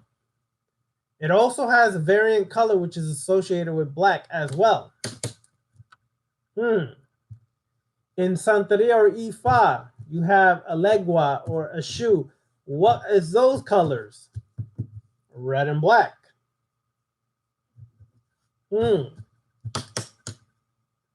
Makes you wonder, doesn't it? Our ancestors knew some shit now. They knew some serious shit, some serious sciences, but they got associated with archetypes. They got associated with gods and goddesses. But when you really understand that, the crossroads, right? The crossroads, the gateway, you understand that in an esoteric sense, the gateway is your root chakra, and no work really can be accomplished on the higher chakras until the root is totally brought into harmony. Okay? People jump to the, I say this all the time, people jump to the crown, but if your root's still messed up, it's not going to be for real benefit or fruitful growth. All right?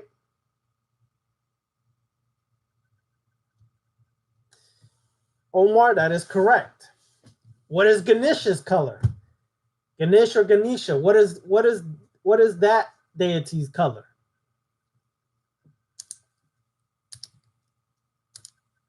I forgot about that one too. What is Ganesha's color? Real quick. Come on now. Somebody throw it in there. If you don't know, look it up. I'll show y'all real quick, man.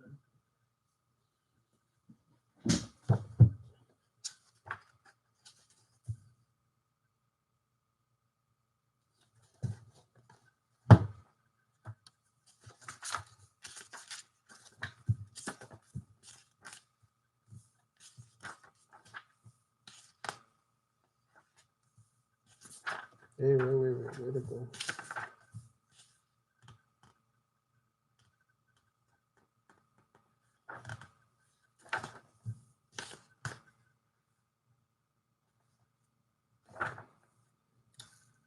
Yes, exactly. Ganesha's color is red. I was about to say it in this book. It's a good book for chakras too. It actually shows you the deities that are connected with each chakra. And there's different chants that are connected with each chakra. But anyways, yes, it's red as well. So understand, why is it that in a lot of these societies the world over that are separated by thousands of miles, all the crossroads or opener of the ways or crossroad deities or opening things for you are always connected to the color red or red and black? And then it just so happens that the root chakra's colors are red, in some instances associated with black as well. Why is that? It's not a coincidence, y'all. See, what happens is when we get caught up on the traditions of religion, we lose the esoteric meaning behind these mythologies, these metaphors, these symbols, and then we look at it in a religious aspect and we lose the esoteric side of what it's really trying to say or what it's really trying to point you towards what kind of work you should be doing. For example, if you keep having dreams of elephants or Ganesh or things of that nature, and then you ask me, well, what do you think that means? Hello, you should know what that means. You should know that if you keep seeing Ganesh and elephants, that means not just work with Ganesh, that means your root chakra is blocked. And you need to focus on that aspect. I'll say it like this, y'all. I said this before in some of the old radio shows, Awakening Universal Minds. When a Orisha comes to you, when a Loa comes to you, they're not coming because you're hot shit. Okay? They're not coming because you're wonderful and glorious. They're coming to you because usually that Loa, that Orisha is connected with a certain chakra that needs work. And I'm not saying just the chakra aspect, that path, that mystery of that Orisha, that Loa, that whatever the case may be, is associated with something that you're lacking in, something that you're blocked in, some obstacle you need to overcome. And that Orisha, that Loa, that Inkisi is the necessary energy or frequency or archetype that you need to overcome that situation. They're not coming to you because you're Oshun and you're sexy and you're so seductive and you need to take honey and put it on the mouth of Ogun. That's not why it's being done, y'all. It's being done because you actually are suppressing the Oshun energy that's inside of you, that power of Oshun, and it's not just sexual energy I'm referring to, it's just the power of Oshun in many of the different paths. You're blocking it, so that's why Oshun is presenting itself to you. You understand? That's why it's being presented to you. That's why you're connecting to that variant frequency, or what people call archetypes or gods, goddesses. It's not because you're wonderful. When Obatala claimed me as his son, his child, it wasn't because I was hot shit, y'all. It was because I was blocking a certain level of consciousness inside of me for whatever reason. And once I did the initiation, once I got my lekes, and things of that nature, you have to understand that at that very moment is when the consciousness, and those who know, when you go through initiation, there's certain things that are done with your head. That's when the consciousness is starting to be perceived more by you. Okay? And it wasn't because I was wonderful and I was great Obatala. It was because I had certain aspects that needed to be carried out that I was not focusing on that conscious aspect of myself or blocking things consciously. People forget this. They always seem to say, oh, the archetype or this low is, so I must be so great. Nah, nigga, the shit is actually the opposite. It's because you blocked or you need some work in certain areas, and that's why they come and claim you as their child or to be a part of that frequency or vibration. That's why they come. Dark light, yes, the same archetypes, different cultures. You have to remember why these archetypes are found all over the planet that are very similar. There's differences, but they're similar is because as Carl Jung said, the collective unconscious created these things. Another good individual to research is Joseph Campbell. Joseph Campbell was an individual who studied a lot of the mythology of ancient civilizations and tribes and cultures around the planet. And what he found through his research, years of research, is that you always have these archetypes. You always have the hero archetype, and you always have the adversary archetype. And the hero always goes through these different paths or phases on the steps or the path of becoming a hero. The first step is usually denial that something is wrong with them or denial of what they can become. The second step is once they acknowledge that, they start to take the path and meet individuals who help them along the way, point them the right way, things of that nature, but they still have half back here and of not being sure, and the other half is, okay, let me keep going forward. Then finally, they confront the adversary. No story is complete. According to Joseph Campbell, and you do this across all cultures, across all societies, you will find this to be true. When you get to a certain point, the hero must confront the adversary, because the adversary is more like the hero than the hero even realizes. Much like the story in The Matrix, where Neo and Agent Smith were really two sides of the same coin. And all this time they're fighting each other. Neo finally towards the end realized, I'm fighting myself. So how the hell am I fighting myself trying to win and defeat myself when this individual is actually me, but I'm fighting my darker side and not realizing if I merge with it, I actually become a master. And all this crap can end. In so many words, this is what the story has always been. Go research Joseph Campbell, read some of his information in books. It's a very thorough awakening when you find out that all across the societies, all across ancient societies, tribes, and civilizations, there's always similar stories. You always have this great archetype. For example, in Santeria Ifa Lukumi, one of the great archetypes of Santeria Ifa Lukumi is Shango.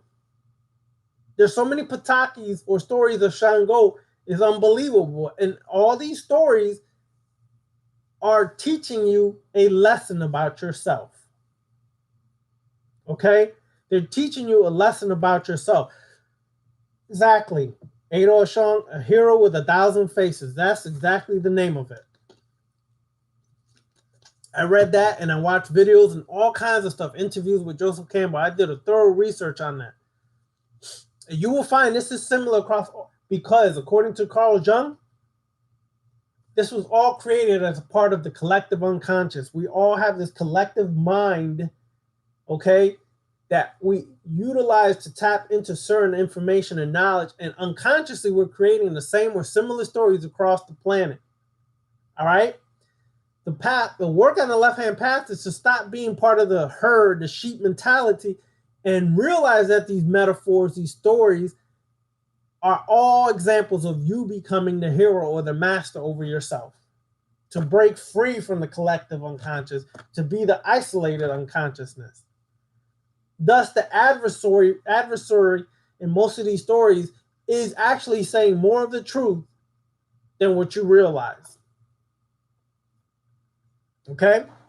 Is actually saying most of the truth than the actual hero. So thus, when you look at the movie Avengers, Infinity Wars, who is really saying the truth? Thanos? Or was it the Avengers? Thanos. But the sad reality is our over-carrying compassion didn't let us see what Thanos was really saying. He was saying, I'd actually have to destroy half the universe to correct the mistake, so that children and people would not have to go hungry and starve and things of that nature. So he had to make the toughest decisions. But when we're watching the movie, we're on the side of the heroes because that appeals to our ego, that appeals to our compassion, that appeals to our human nature, instead of realizing that the real person who's kicking the real truth in most of these movies is the adversary.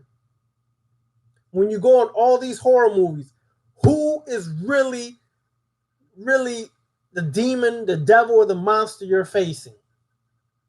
Notice in every horror movie, the movie cannot be over till the main character faces the monster, the adversary. Whether it's Jason in Friday the 13th, whether it's Michael Myers in Halloween, whether it's Freddy in Nightmare on Elm Street, whether it's The Grudge, whatever it is, you always have to face the adversary. You always have to face the monster. Horror movies are basically showing you you cannot become a master till you face the demons of yourself. That's the whole process. That's the whole process. So when you look at Wudang, you will see that Wudang has certain similar traits, certain similar teachings as Santeria Ifa Lakumi. I didn't say it's exactly the same. I'd be a bullshit ass liar to say that. There's similarities that are very striking between the two systems that when you really pay attention, you can see the esoteric truth that is binding all these systems on the planet. But the problem is we don't want to focus or face that because we still want to externally worship or follow or grovel after things. So study up on Joseph Campbell.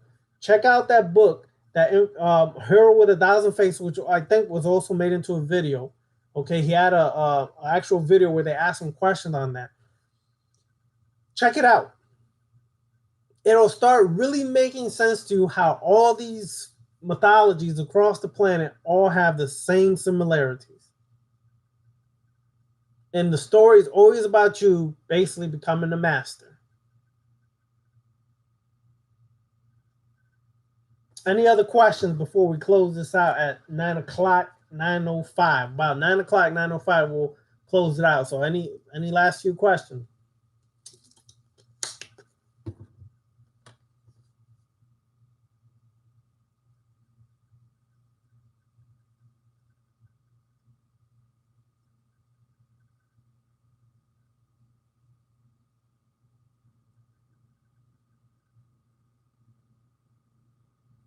I know somebody got a question.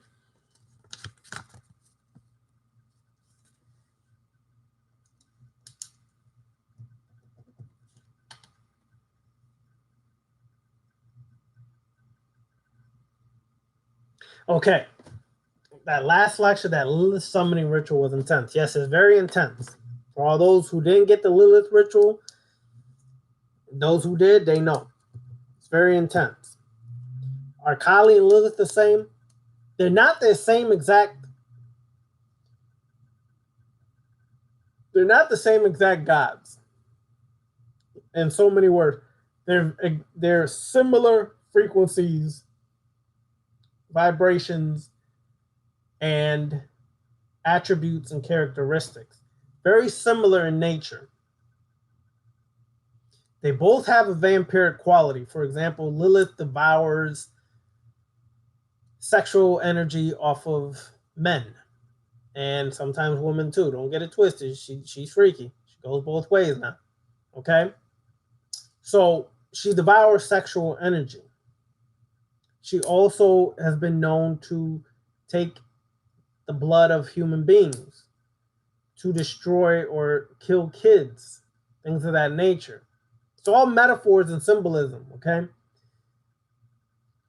It's a very vampiric quality, whereas Kali is also known to have a very vampiric quality as well. Kali can devour energy, devour time, okay?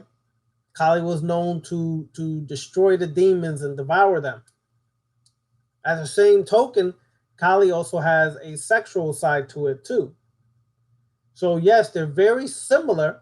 They're not exactly the same, but a lot of these archetypes are similar in nature.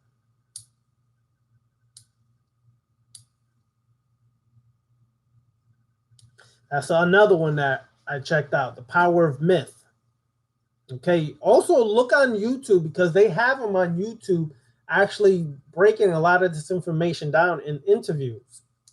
Okay, he's on, I believe he is still on YouTube, where he's breaking down a lot of this information. Yep, that was documentary. He talked about a lot of these things. It will help y'all on your path when you check out Joseph Campbell, and how you will start to put the pieces of the puzzle together, and how all these archetypes and metaphors and mythologies are constructed, and how they're very similar across the planet. And Joseph Campbell was basically an individual who was about being a master over self. That was his whole goal, is to be a master over yourself. Okay? To be that God over self, in so many words. That was his goal, to teach people or share this information with people. Yes, that's another good dictionary to have. The Dictionary of Ancient Deities is a must-have. That also helps for individuals when you have those kind of dictionaries, especially that one, because you'll start to see the very similar attributes that a lot of these archetypes have, how they're similar to each other, even though they're separate cultures. Like, for example, in Norway, okay, you have Thor. And then all the way down in West Africa, in Nigeria, Southeast Nigeria, no, Southeast or Southwest, I think it's South, I can't remember. You have the Yoruba tribe. Thousands and thousands of miles away, you have the story of Shango. Thor carries a hammer, but that hammer also at times became an axe. Shango carries an axe. They both summon thunder and lightning. They both utilize the color red and black. Thousands of miles away, similar stories, similar characteristics, attributes, and power. Okay? This helps in your work to become a master over self, to understand these archetypes and how they relate to the self, and how you actually are the archetypes, especially when you do the work of putting the deific mask on. That doesn't mean you literally have to put a mask on. It just is symbolism for wearing the mask of whatever archetype you're connecting with to do the work of whatever is necessary for your growth. When you understand that, you'll start to understand that simply these are all stories, symbols that are connected to your subconscious mind to awaken the most latent part of yourselves to be that God over yourself.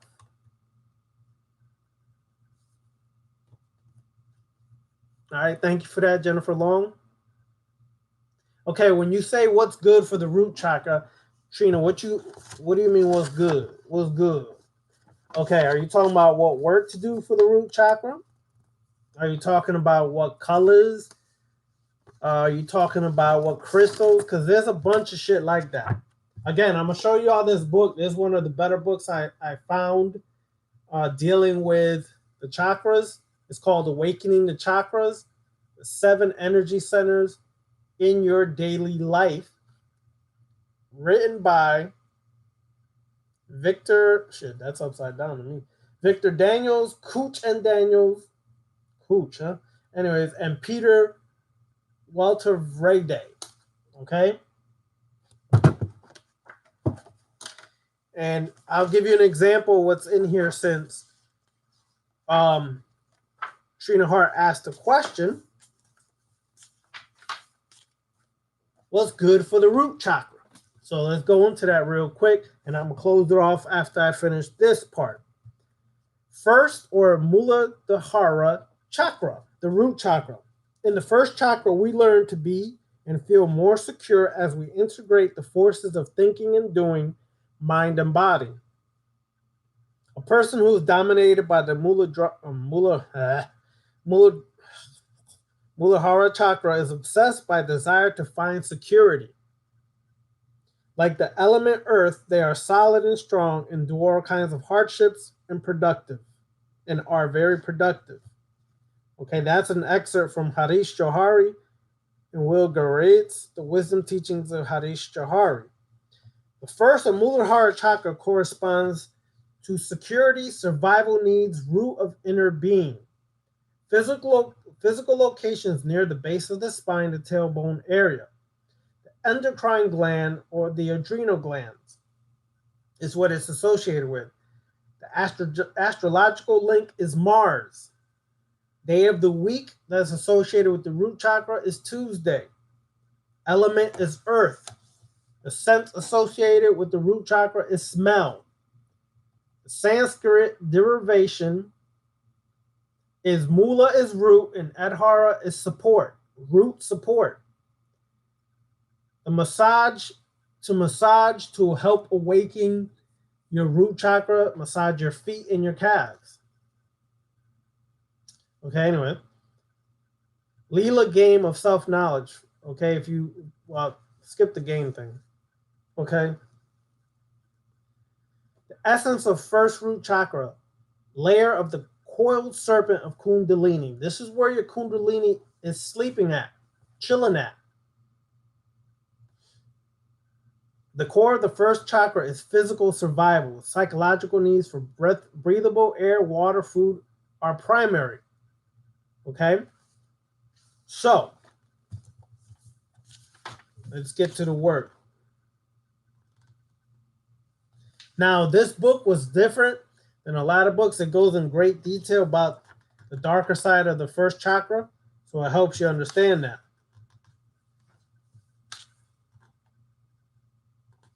All right, so here we go. Here's one work you can do for the root chakra. Seed sound breathing. Inhale deeply and then let the seed sound emerge as you exhale. Oh shit, where is it? I forgot. I skipped that part. All right, anyways, there's a certain seed sound for the root chakra, and I'll get there in a second. Inhale deeply and then let the seed sound emerge as you exhale. Do this quietly in your mind. With your next breath, carry the resonance of the seed sound to the root of your spine. Listen with your inner ear to hear its tone and feel its vibration. Now take an empty breath. Then verbally repeat the seed sound, loud enough to hear it with your outer ears. Do this again and again with an empty breath between each repetition. So first, chakra visualization with seed sounds. Here we go. This is another work to do, Trina. Start by visualizing the 4 lotus petals around the small central square. I'll show you what it's referring to. Each one has each chakra has a symbol. Okay. That's too small to see, but anyways, you can find that. So you visualize the 4 lotus petals around a small central square. After looking at the 4 lotus petals in the painting, close your eyes and try to see them in your mind. Then you can add the square that they surround. While you are doing this visualization, you could also chant the seed sound of the element earth, which is Lang, L-A-N-G. lang. Okay? Then chant the C sounds of the lotus petals, which are vang, shang, kashang, and sang. Utter each sound while visualizing its petal, moving clockwise, starting with one pointing to the right. Do you feel different as you utter each one in contrast to the others? Those are just examples of certain work you can do. Each chakra has a mantra. Well, actually, there's several mantras. Most people just only know of one, but there's several mantras because each symbol has different parts, and each petal, which is usually lotus petals within the chakra symbol, each petal has its own seed sound or mantra that you can use. The seed sound are basically seed sounds that lead to an actual mantra. So those are just examples of what you could do. When you do this, it's actually awakening and activating that root chakra. It's helping you overcome obstacles, blockages, and things of that nature. And here, actually, further along in this book, actually goes into Ganesh, and it actually goes into the 7 trunks of Ganesh and the representation, how to work with Ganesh on your root chakra, how to work with Brahma, on and on and on. This book is like one of the best root chakra books I've found that deals with the way the Hindus actually work with it. Not this modern New Age Western bullshit. This guy went to India and sat with the Indian masters and learned from them on how to really work it. All right. All right, Eshu. All right, Dark Light, let's finish this up with you, and then we're going to piece it out. All right, I was drawn to Eshu and Legba for a while. Later on, I realized my 16-year-old kind of embodied all of those traits. He has the trickster spirit, so maybe my son is here to teach me a lesson. Could be, because remember, in African traditions, a child is not just a child. A child is an elder reborn again. And sometimes they're here to teach us certain things that we may have forgotten or need to be awakened to again. So it could be Dark Light. It's something really worthwhile to pay attention to and really concentrate on. So with that, y'all, my ass needs to get busy and do some work on some other stuff. All right. So again, the books we went over, Secrets of Voodoo and Veve by Milo Regard. Check those books out. Check out A Hero of 1,000 Faces by Joseph Campbell. The Power of Myth by Joseph Campbell. He also has videos that you can find on YouTube. Again, Awakening the Chakras, the 7 Energy Centers in Your Daily Life. That's another book to check out. Okay? So this will help in your work to be that master over self. I'm going to see what suggestions y'all have for another class. I may do the threefold path of Luciferian on Thursday, but I don't have a topic for Sunday next week.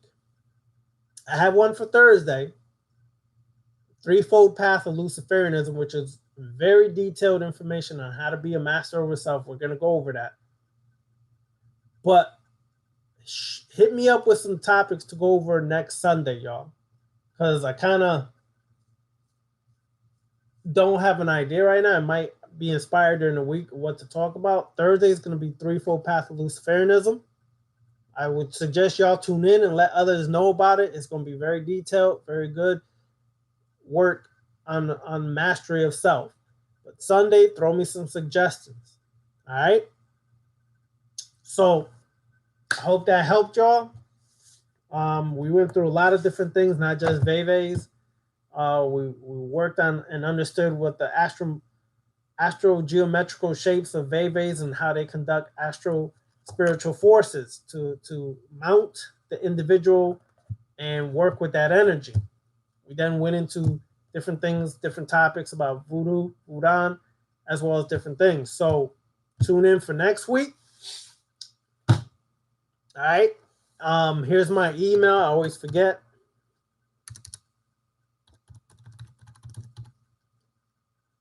The Cultist 99. If y'all please send me suggestions. I may come up with some during the week, but right now you can send suggestions. Also, soon, hopefully by next week or the week after, I have a lovely surprise for y'all. Hopefully it's by next week, but if not, it's the week after, and I think y'all like it. But I'll share with that next week. So I'm going to leave y'all with a cliffhanger. I'll present the surprise next week, hopefully. All right? If I don't, hopefully I see some of y'all Friday. If I do decide to go down, I have a lot of things on my plate, so I'm hoping I have time to go down there to Miami for the Papa Legba ritual. So hopefully I see some of y'all down there. Trina, I finally get to meet you face to face. Hopefully I see you there if I'm able to go. If any of y'all else is going, I'll see y'all down there. If not, I'll catch y'all Thursday and Sunday next week on this YouTube channel. Peace.